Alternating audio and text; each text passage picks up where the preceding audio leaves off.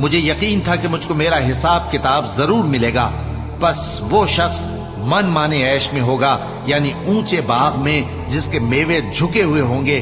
ان سے کہا جائے گا کہ جو اعمال تم ایام گزشتہ میں آگے بھیج چکے ہو ان کے عوض مزے سے کھاؤ اور پیو. اور جس کا نامہ اعمال اس کے بائیں ہاتھ میں دیا جائے گا تو وہ کہے گا اے کاش مجھ کو میرا اعمال نامہ نہ دیا جاتا اور مجھے معلوم نہ ہوتا کہ میرا حساب کیا ہے.